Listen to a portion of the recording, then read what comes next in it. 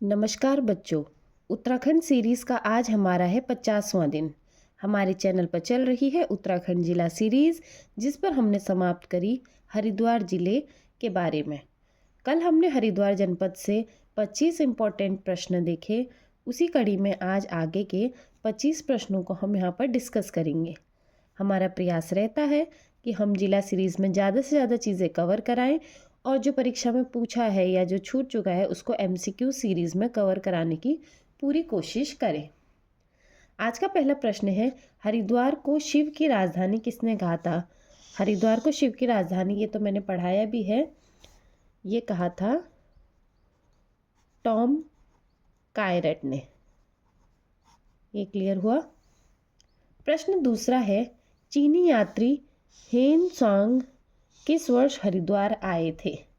ये आए थे 634 ईस्वी में। प्रश्न तीसरा क्या पूछ रहा है, कालिदास की किस रचना में हरिद्वार स्थित कनखल का वर्णन मिलता है? कालिदास की रचना जहाँ हरिद्वार में स्थित कनखल का वर्णन मिलता है वो मिलता है हमें मेघदूत से। प्रश्न चौथा है, मनसा देवी मंदिर किस शिखर पर स्थित है? ये तो आपको पढ़ाया हुआ है, ये है आपका विलव शिखर पर। विलव शिखर पर स्थित है मनसा देवी मंदिर। ये इम्पोर्टेंट है, थोड़ा नोट कर लीजिए। प्रश्न पांचवा है, हरिद्वार में गुरुकुल कांगड़ी विश्वविद्यालय की स्थापना कब की गई? ये गुरुकुल कांगड़ी विश्वविद्यालय इम्पोर्टेंट है, इसकी स्थापना की गई थी 1902 में। छठा प्रश्न पूछ रहा है, हरिद्वार स्थित कुशावर्त घाट का निर्माण किसने करवाया था? ये मैंने आपको जो प्रमुख घाट पढ़ाए थे उसमें बताया था। कुशावर्त घाट का जो निर्माण है वो रानी अहिल्याबाई ने कराया था।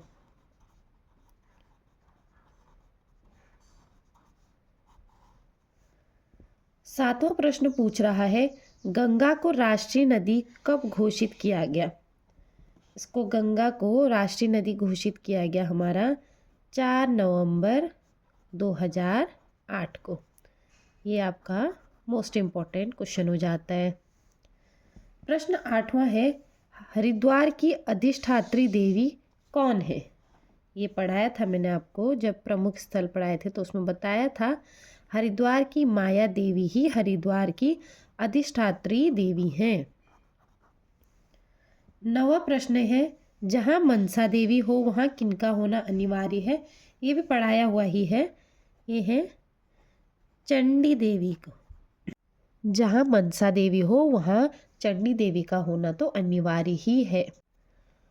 प्रश्न 10वां पूछ रहा है, ब्रह्मा के मन से उत्पन्न तथा जतकारु ऋषि की पत्नी सर्परागी देवी की 3 मुख और 5 भुजाओं वाली अष्टविनायक वाहिनी मूर्ति स्थापित है कहाँ? तो प्रश्न क्या था, ब्रह्मा के मन से उत्पन्न तथा जतकारु ऋषि की पत्नी सर्परागी देवी की 3 मुख और 5 भुजाओं वाली अष्टविनायक वाहिनी मूर्ति स्थापित है कहाँ? मनसा देवी मंदिर में।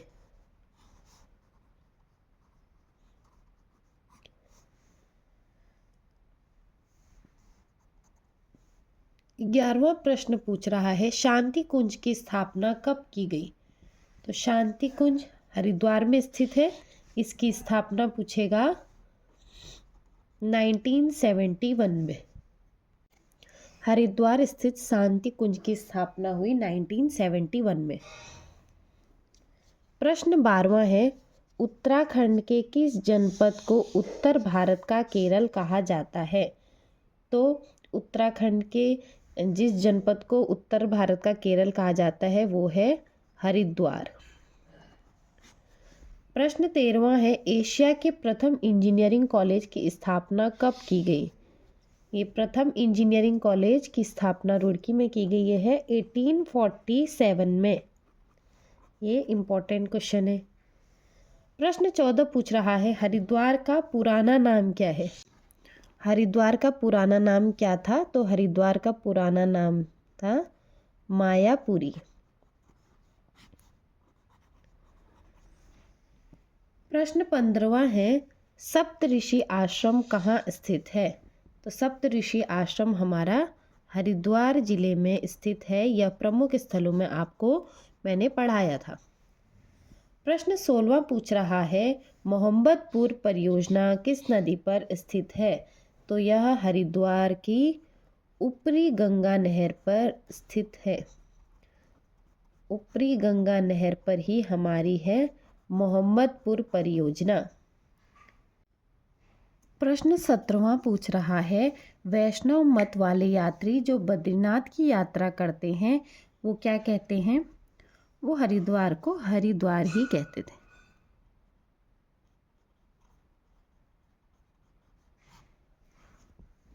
तो क्या प्रश्न है, वैष्णव मत वाले यात्री जो बद्रीनाथ की यात्रा करते थे वो हरिद्वार को हरिद्वार ही कहते थे। 18वां प्रश्न है, गंगा नदी उत्तर प्रदेश में सर्वप्रथम किस जिले में प्रवेश करती है? तो ये मैंने आपको पढ़ाया था कि जो गंगा नदी है वो उत्तर प्रदेश में सबसे पहले बिजनौर जिले में प्रवेश करती है। ये इम्पोर्टेंट प्रश्न है। 19वां प्रश्न है, ऊपरी गंगा नहर उत्तर प्रदेश के किस जिले में सर्वप्रथम प्रवेश करती है? हमने गंगा नदी का तो पढ़ लिया बिजनौर में। ऊपरी गंगा नहर जो गंगा नदी से ही निकाली गई है हरिद्वार जनपद में, वह उत्तर प्रदेश के सर्वप्रथम मुजफ्फरनगर में प्रवेश करती है। ये बात याद रखिए। 20वां प्रश्न है, हरिद्वार की पुरुष साक्षरता कितनी है? तो हरिद्वार की पुरुष साक्षरता की बात कर रहा है। पुरुष साक्षरता ये है आपका 81.04%। ये हरिद्वार की पुरुष साक्षरता है। राज्य की पुरुष साक्षरता कितनी है? 87.4%। अगला प्रश्न है, हरिद्वार की महिला साक्षरता कितनी है? तो महिला साक्षरता है हमारी 72.60%, जो हमारी राज्य की औसत महिला साक्षरता दर से अधिक है। हरिद्वार का कुल क्षेत्रफल कितना है? तो क्षेत्रफल है 2360 वर्ग किलोमीटर। 23वां प्रश्न है, डांट वाली हवेली कहाँ पर स्थित है? ये डांट वाली हवेली मैंने आपको पढ़ाया भी था, ये इम्पोर्टेंट है। ये हर की पैड़ी के पास है। हर की पैड़ी के पास स्थित है और इसे राजा विक्रमादित्य ने बनवाया था, ये भी मैंने आपको पढ़ाया था। 24वां प्रश्न है, सरुद्दीन ने हरिद्वार को क्या कहा था? सरुद्दीन ने हरिद्वार को कहा था कायोपिल या कपिला। कपिला शब्द का प्रयोग किसने किया था? सरुद्दीन ने।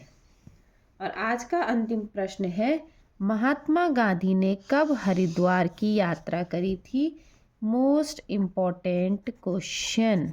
मैंने आपको ये पढ़ाया था कि महात्मा गांधी ने हरिद्वार की यात्रा एक तो 1915 में करी थी और हमारी करी थी 1927 में। तो इसी के साथ हरिद्वार जनपद के कल के और आज के 25-25 प्रश्न मिला के महत्वपूर्ण 50 MCQs की जो श्रृंखला है वो आज समाप्त होती है। यहीं पर समाप्त होता है हमारा हरिद्वार जिला। उम्मीद करती हूँ आपको मेरा पढ़ाया समझ में आ रहा होगा। कोई विशेष राय या कोई आपको किसी चीज़ पे डाउट हो तो मैं हमेशा कहती हूँ कमेंट बॉक्स में कमेंट ड्रॉप करिए, जिससे मुझे पता चले कि आपको कहाँ पर दिक्कत आ रही है। कल से हम शुरू करेंगे चैनल पर रुद्रप्रयाग जिले की सीरीज़। इसी के साथ आप सभी का बहुत बहुत धन्यवाद।